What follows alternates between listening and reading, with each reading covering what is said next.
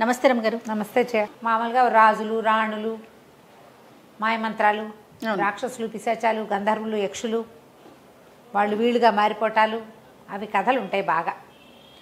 మన రామారావు గారు నటించిన చిక్కడు దొరకడు కదలడు వదలడు రాణి రత్నప్రభ అలాంటి సినిమాలు భలే బాగుంటాయి.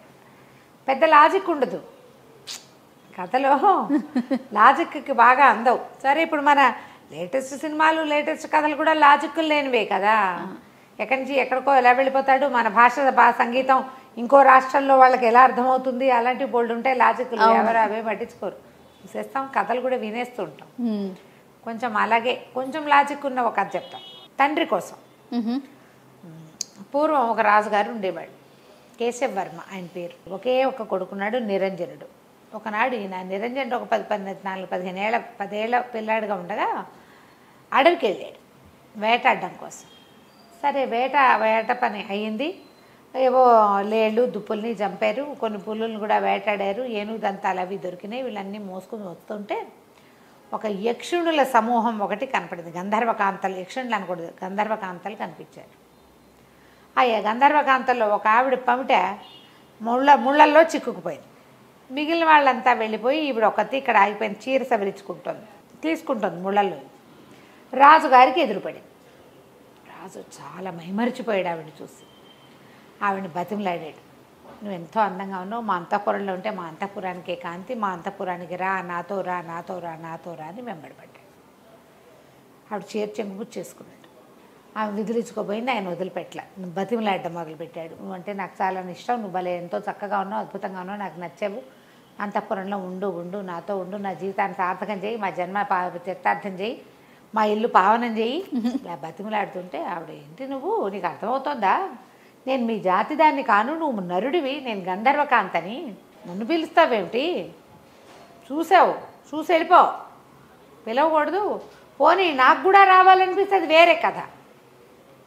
నేను నిన్ను చూసి రాదలుచుకోలేదు, ముళ్ళలో చేర్చంగి ఇరుక్కుందని నుంచుంటే వెంబడి పెడతావా, పో అంది. అయినా ఆయన వదిలిపెట్టలే, బతిమలాడ్డం మొదలెట్టాడు. దాంతో ఆవిడంది, నీ కళ్ళ వల్ల కదా ఇది వచ్చింది, నేను చూడంగానే నేను మైమర్చిపోయానని చెప్పాడు. కళ్ళు నీకు ఈ పిచ్చను కలిగించాయి, నీ కళ్ళ వల్లే నువ్వు ఇలాంటి వ్యామోహంలో పడవు, నీ కళ్ళు పోతాయి, గుడ్డివాడి అయిపోతావు నువ్వని చెప్పించి ఒక్క విదిలించుకుని రయ్యమని వెళ్ళిపోయింది. రాజుగారి కళ్ళు 2 పోయినాయి. ఏం చేస్తారు, ఆ గుడిగా రాజుగారిని మోసుకుని తెచ్చుకున్నారు. ఎన్ని వైద్యాలు చేసినా ఆ కళ్ళు రాలా. అయితే ఒక మంత్రవేత్త ఒక ఆయన వచ్చి, శాపం వల్ల పోయిన కళ్ళు వరం వల్ల రావాలి, శాపానికి అవసానం ఏదైనా ఉండాలి, ఎవరు శపించారో వాళ్ళే దీన్ని సరిచేయగలరు అని చెప్పి వెళ్ళిపోయాడు. జనం అంటున్నారు, ఆమె ఎవరో గంధర్వకాంత ఎక్కడో కనపడింది, శపించింది, ఈయనకి వెళ్ళికాడు అనవసరం కావిడి పాపం, అంత అడగకుండా ఉంటే వదిలేసేది. ఇబ్బంది పెట్టాడని ఈ పని చేసింది అనేసరికి గంధర్వకాంతల దగ్గరికి ఎవరు వెళ్తారు. కానీ రాజుగారి అబ్బాయి నిరంజనుడు అప్పటికి 20 ఏళ్ళు వచ్చాయి, 10 ఏళ్ల పాటు ట్రై చేశారు. ఆయనకి శాపం నాటికి అబ్బాయికి 10 ఏళ్ళు, ఇంకో 10 సంవత్సరాలు గడిస్తే ఏకైక పుత్రుడు. అతను ఏమన్నాడంటే, ఈ రాజ్యం నాది, రేపొద్దున మా తండ్రి తర్వాత నేనే చేస్తాను. మరి మా తండ్రిది తీసుకుంటున్నప్పుడు తండ్రి శాపం గురించి కూడా నేను ఆలోచించాలి కదా, నేను వెళ్తా, నా గంధర్వకాంత ఎక్కడుందో వెతుకుతానని అన్నాడు. అందరూ హాహాకారాలు చేశారు, వద్దు అసలు కుదరదు, గంధర్వులతో ఆట మంచిది కాదు అంటే, కాదు నేను ప్రయత్నం చేస్తా అని బయలుదేరాడు. ఓ గుర్ర వేసుకుని వెళ్ళాడు. ఈ వాళ్ళ రాజ్యానికి ఈశాన్య దిక్కులో గంధర్వులు ఉంటారని ప్రతీతి. ఈ రాజుగారికి కూడా ఈశాన్యం వైపు ఉన్న అడవిలోనే ఈ గంధర్వకాంత కనపడింది. ఈశాన్యం వైపుకి వెళ్ళిపోయి ఇక ఆహారం తెచ్చుకున్న ఆహారాలన్నీ అయిపోయినాయి. పళ్ళు గిళ్ళు ఏమీ లేని ఒక పెద్ద చెట్ల తోపులోకి ప్రవేశించాడు. నీరసానికి కళ్ళు తిరిగిపోతున్నాయి అబ్బాయికి. పడుకుందామని పడుకున్నాడు. స్పృహ తప్పిపోయాడు, ఇంచుమించుగా నిద్ర కాదది, పడిపోయాడు. అయితే ఏమైంది, అతనికి మెలకు వచ్చేసరికల్లా అతని పక్కన ఒక బ్రహ్మాండమైన ఆకారంలో ఉన్న ఒక రాక్షసి కూర్చుంది. ద్రాక్ష పళ్ళని ఇట్లా చిరిపి తన నోట్లో పోస్తాం. ఆ నోట్లోకి ఆ రసం వెళ్ళేసరికల్లా షుగర్ తగలంగానే ఓపిక వచ్చి కళ్ళు తెరిపిల్లు పడ్డాయి. అక్కడి నుంచి అన్నీ పట్టుకొచ్చి తినిపించింది. వీటికి ఓపిక లేదు, అది ఎవరో భయపడేంత ఓపిక లేదు అతనికి, భయపడడానికి కూడా కొంచెం సత్తా కావాలి, అదే సత్తు లేదు. పళ్ళన్నీ తినిపించింది, దానిమ్మ గింజలు ఒలిచిపెట్టింది, మామిడి పళ్ళు తీసి పెట్టింది, పళ్ళన్నీ తిన్నాడు. ఎవరు నువ్వు అన్నాడు. నేను ఒక రాక్షసిని, నువ్వెవరు ఏమిటి అని అడిగింది. నేను నా పేరు నిరంజనుడు, ఫలానా రాజుగారి అబ్బాయిని, మా తండ్రికి శాపం తగిలింది, దాన్ని నివారింపజేయడానికి వెళ్ళాను. నీకు గంధర్వులు ఉండే వనం తెలుసా అంటే, గంధర్వులను కలుసుకోవాలంటే గంధర్వ లోకానికి వెళ్ళాలంటే నువ్వు ఆకాశంలోకి వెళ్ళాలి, నేల మీద నడిస్తే ఎలా కుదురుతుంది అంది రాక్షసు. అలా కాదు, నీకేదో శక్తులు ఉన్నట్టే ఇక్కడ ఒక్క పండు లేని ఇక్కడ ఇన్ని పళ్ళు పట్టుకొచ్చి తినిపించావు, నాకు సహాయం చెయ్యి అన్నాడు. చెయ్యి అంటే సరే ఆలోచించి రాక్షసు ఏమందంటే, నేను గంధర్వ లోకంలోకి నాలాంటి వాళ్ళకి ప్రవేశం ఉండదు, తీసుకెళ్ళి బయట దిగబడుస్తా, మరి ఆడిన వాటి తప్పకుండా నేను కోరిన కోరిక తీరుస్తావా అంది. నువ్వు ఏమడిగినా తీరుస్తా, గంధర్వ లోకంలో వదిలిపెట్టున్నాను అన్నాడు.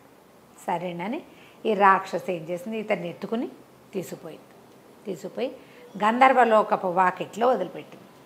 నువ్వు లోపలికి వెళ్ళొచ్చు, మానవులకు ప్రవేశం ఉంది, రాక్షసులకు ప్రవేశం లేదు, నేను ఇక్కడే ఉంటాను, నువ్వు పోయిరా అనేసరికల్లా సరే ఏం చేశాడు, లోపలికి నడుచుకుంటూ పోయాడు. ఎంత బాగున్నాడో కుర్రాడు.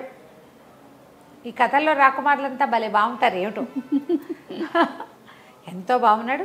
గంధర్వ కాంతలు ఎందరో కనపడారు, ఎవరితో వీడిని పిలిపించుకుంది అని చెప్పుకుంటున్నారు. సరే ఒకళ్ళిద్దరు సాహసించి, ఎవరబ్బాయి ఎక్కడి నుంచి వచ్చావు, ఏ ఊరు మీది, ఎవరి కోసం వచ్చావు అని ఇలా పలకరించారు.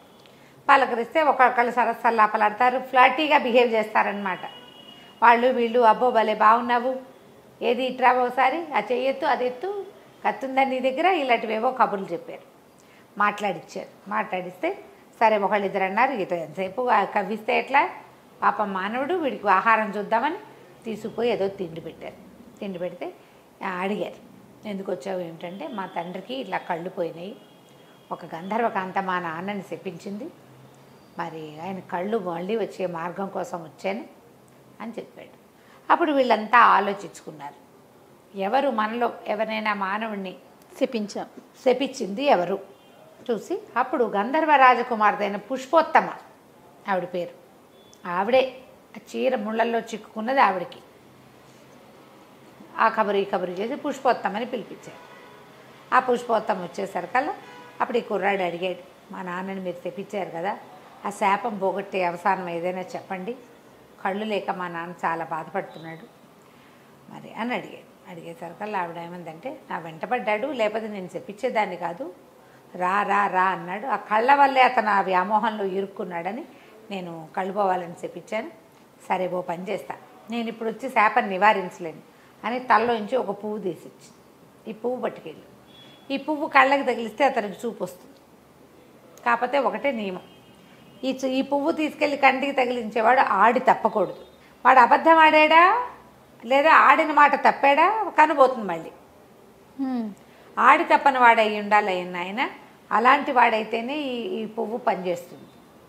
సరేదని పువ్వు చేత్తో పుచ్చుకున్నాడు. బయటకు వచ్చేసరికి రాక్షసి సిద్ధంగా, సరే రాక్షసి నువ్వు ఎంతో మంచి పని చేసావు, నీ వల్ల నాకు మా నాన్నకు సహాయం లభించింది, ఇప్పుడు చెప్పు నీకేం కావాలో చెప్పు, ముందు నన్ను మా ఇంటి దగ్గర దింపు అన్నాడు. ఊరు దాకా తీసుకెళ్ళాక వెళ్ళొస్తాను, నీకేం కావాలో చెప్పు అన్నాడు. నన్ను పెళ్ళాడు నువ్వు అని అడిగింది. అది 10 అడుగుల ఎత్తుండి, వాన పొట్టుండి, భీకరంగా గుడ్లు బయటకు వస్తున్న లాంటి కళ్ళు, కోరలు, చిర్ర జుట్టు, ఇనపగదల లాంటి జబ్బలు కాళ్ళు కలిగినటువంటి బ్రహ్మరాక్షసి. నన్ను పెళ్ళాడు, పెళ్లి చేసుకున్నాను. ఏం చేస్తాడు? సరేనన్నాడు, నువ్వు ఇక్కడే ఉండు, ముందు మా నాన్న సంగతి చూసి వచ్చి నేను పెళ్లి చేసుకుంటాను అన్నాడు. పిశాచి లేదా రాకాసి సరే రాజ్యంలోకి వెళ్ళిపోయాడు. తండ్రి దగ్గర కూర్చున్నాడు. అక్కడి నుంచి తండ్రికి కళ్ళకి ఆ పువ్వు తగిలిచ్చాడు. కళ్ళు వచ్చేసినాయి. అందరూ ఆశ్చర్యపోయారు. సరే అబ్బాయి అన్నాడు, నాన్న మళ్ళీ ఒకసారి బయటికి వెళ్ళే పని ఉంది నాకు, నేను వెళ్ళొస్తాను అంటే ఏం చేయటానికి అనేసరికి అలా నాన్న అబ్బాయి ఏం చెప్పాడంటే, ఒక రాకాసి చాలా సహాయం చేసింది, మరి ఆమెను పెళ్లి చేసుకుంటానని మాటిచ్చాను, పెళ్లి చేసుకోవాలంటే తండ్రి అన్నాడు, ఏముంది దాన్ని అక్కడెక్కడో వదిలేసావు, రాకాసిని పిశాచిని నువ్వు పెళ్లి చేసుకోక్కర్లేదు మానేయమన్నాడు. నాన్న మానేశాననుకో, ఆ అమ్మాయికి మాట ఇచ్చా, ఆ పిశాచికి మాట ఇచ్చాను, ఇప్పుడు ఆడి తప్పితే నీ కళ్ళు పోతాయి నాన్న అంటే, నాకు కళ్ళు పోయినా పర్వాలా, పిశాచిని పెళ్లి చేసుకోవద్దు నువ్వని తండ్రి బతిమలాడాడు. నీ కళ్ళున్నా లేకపోయినా నేను ఆడి తప్పనని ఆడుకున్నాడు. ఆడి తప్పకూడదు, మాట్లాడాను, చెప్పాను, సత్యవాక్కులు పాటించాలి అని చెప్పి అవి వెళ్ళిపోయాడు. నగరంచే బయట ఆ పిశాచి తోటలో కూర్చుని తను రమ్మన్నాడు. పెళ్లి చేసుకుంటాను పదా అని చేయిపుచ్చుకున్నాడు. చెయ్యి పుచ్చుకునేసరికి ఆ అమ్మాయి, ఆ రాక్షసి ఒక అందమైన అమ్మాయిగా మారిపోయింది. ఆశ్చర్యపోయాడు, ఇదేంటి, ఇది ఎలా జరిగింది అన్నాడు. ఎలా జరిగిందంటే ఆ అమ్మాయి ఏం చెప్పిందంటే, నేను మా ఇంటికి ఒక మహర్షి వచ్చాడు, నేను ఫలానా ఇక్కడికి చాలా దూరంగా ఉన్నటువంటి ఒక గుప్తుల రాజధానికి చెందిన రాజకుమార్తెని, మా ఇంటికి ఒక ఋషి ఒక ఆయన కొద్ది రోజులు ఉండటానికి వచ్చాడు. వచ్చేసరికల్లా ఆయనకి నేను ఇలాగ వికృతాకారంతో ఆయన భయపెట్టడానికి ప్రయత్నం చేశాను, రంగులు పూసుకుని రాక్షసులాగా. దాంతో ఆయన, నువ్వు ఏ రూపంతో నన్ను భయపెట్టాలని చూసావో అలాంటి పిశాచి రూపం నీకు వచ్చేస్తుందంటే ఈ రూపం వచ్చింది. మా నాన్న అందరూ బతిమలాడారు. ఎలా శాపావసానం అంటే, ఎవరైతే ఈ వికృతాకారంలో పిల్లని పెళ్లి చేసుకుంటానంటాడో, వికృతాకారం చూసినా సరే అప్పుడు శాప విమోచనం అని చెప్పాడు. ఎంతో కాలం అక్కడ ఉన్నాను నేను ఆ అడవిలో. ఎప్పటిదో ఈ కథ, మా రాజ్య గీజ్యం అంతా పోయి ఉంటుంది. వాళ్ళు ఏమైపోయారో కూడా నాకు తెలియదు. నేను చాలా కాలంగా ఉన్నా, ఎవ్వడు నన్ను పెళ్లి చేసుకోవడానికి ముందుకు రాలేదు. నీకు సహాయం చేశాక నువ్వు ఆడి తప్పవన్న నమ్మకంతో నిన్ను అడిగానని చెప్పి, దాంతో ఇతను అమ్మాయిని చక్కగా చేతులు పుచ్చుకుని ఇంటికి తీసుకుపోయి, ఇదే నేను ప్రేమించిన ప్రేయసి పిశాచి అని చెప్పి అందరికీ ఆ అమ్మాయిని హాయిగా పెళ్లి చేసుకున్నాడు. తండ్రికి కళ్ళు వచ్చాయి, ఇతనికి భార్య కూడా వచ్చింది. తర్వాత నిరంజనుడే ఆ రాజ్యానికి రాజై ఎంతో కాలం పరిపాలించాడు. కథ కంచికి మనం ఇంటికి. నమస్తే రమ్మగారు. నమస్తే. సుమన్ టీవీలో మీ పర్సనల్ అండ్ బిజినెస్ ప్రమోషన్స్ కోసం కింది నెంబర్కి కాంటాక్ట్ చేయండి.